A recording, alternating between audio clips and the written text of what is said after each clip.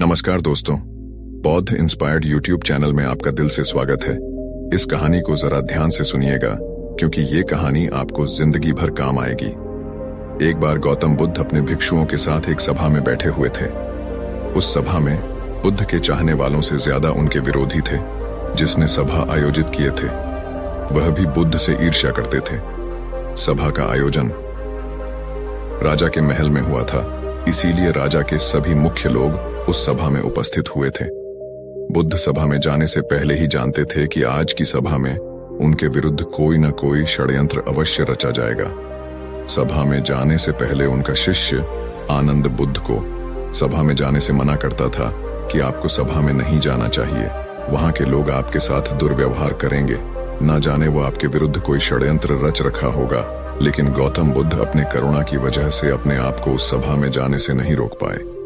सभा की शुरुआत होते ही बुद्ध से ईर्ष्या करने वाले लोगों का यही प्रयास होता कि बुद्ध से कुछ ऐसा प्रश्न पूछा जाए जिसका उत्तर गौतम बुद्ध न दे पाए, परंतु बुद्ध सभी प्रश्नों का उत्तर बड़ी आसानी से दे देते थे। इस सभा में बैठे सभी लोग अपने अपने प्रश्न बुद्ध से पूछ ही लेते हैं और उन्हें प्रश्नों का उत्तर भी मिल जाता है कि तभी अचानक वहां एक स्त्री आती है और बुद्ध से कहती है कि आप तो ध्यान की बातें करते हैं, ज्ञान की बातें करते हैं, सत्य की बातें करते हैं, आप लोगों को सत्य की राह पर चलने की दिशा निर्देश देते हैं। क्या आपके भीतर थोड़ी सी भी दया नहीं कि आपको मुझ अबला की कोई चिंता नहीं है जिसे आपने गर्भवती करके छोड़ दिया है? क्या आपको मेरे पेट में पल रहे बच्चे की कोई फिक्र नहीं है? उस स्त्री की बात सुनकर उस सभा में हलचल मच जाता है। लोग एक दूसरे से बातें करने लगते हैं। उस सभा में बैठे हर एक व्यक्ति खड़ा हो जाता है और कहता है कि औरत के सौंदर्य के आगे बड़े बड़े ज्ञानी भी अपने घुटने टेक देते हैं। तो फिर ये बुद्ध क्या चीज है? उसी में कोई और खड़ा होता है और बोलता है कि हमें बुद्ध से यह उम्मीद नहीं थी कि बुद्ध इतना भी नीचे गिर सकते हैं। इसी तरह सभा के सभी लोग खड़े होकर बुद्ध को भला बुरा कहते हैं, बिना सत्य को जाने ही कि सत्य क्या है, बुद्ध को भला बुरा कहने लगते हैं। जब सभी लोग अपने मन की भड़ास निकाल लेते हैं, तब राजा कहता है कि बुद्ध आप अपनी सफाई में क्या कहना चाहोगे? और वह राजा भी बुद्ध से ईर्ष्या करता था। वे चाहते थे कि कैसे भी बुद्ध बदनाम हो जाए। यहाँ पर एक जरूरी बात आपको समझना चाहिए कि इन सारी घटना का बुद्ध पर कोई असर नहीं था और ना ही लोगों के अपशब्दों का बुद्ध पर कोई असर था, और उस स्त्री के झूठे आरोप का बुद्ध पर कोई असर नहीं पड़ा। आप जानते हैं क्यों? क्योंकि बुद्ध सत्य को जानते थे कि वे अपने नजर में सही थे।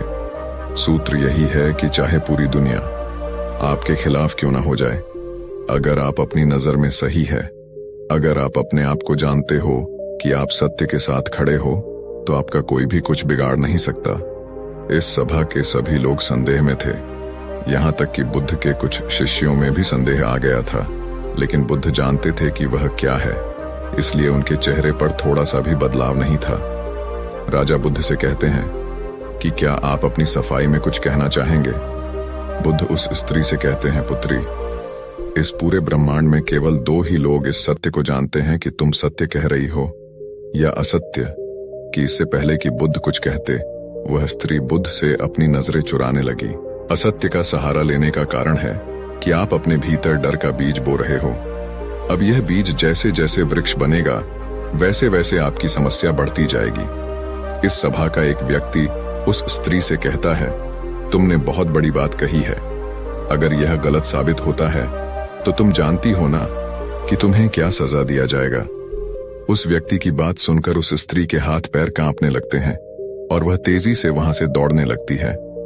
तेजी से भागने के कारण उस स्त्री ने अपने पेट में जो भी गठरी बांध रखी थी, वह जमीन पर गिर जाती है और सत्य सबके सामने आ जाता है। उस स्त्री ने अपने पेट पर गठरी इस तरह बांध रखी थी जैसे लग रहा था कि वह स्त्री गर्भवती है। राजा उसी समय उस स्त्री को बंदी बनाने का आदेश देता है, लेकिन बुद्ध के कहने पर उस स्त्री को क्षमा कर दिया जाता है। एक बात हमेशा याद रखिए, आपका धैर्य और आपको अपनी ही नजरों में सही होना आपको बड़ी से बड़ी समस्याओं से बचा सकता है। इस बात से फर्क नहीं पड़ता कि कितने लोग आपके खिलाफ हैं, फर्क इस बात से पड़ता है कि क्या आप अपने साथ हैं।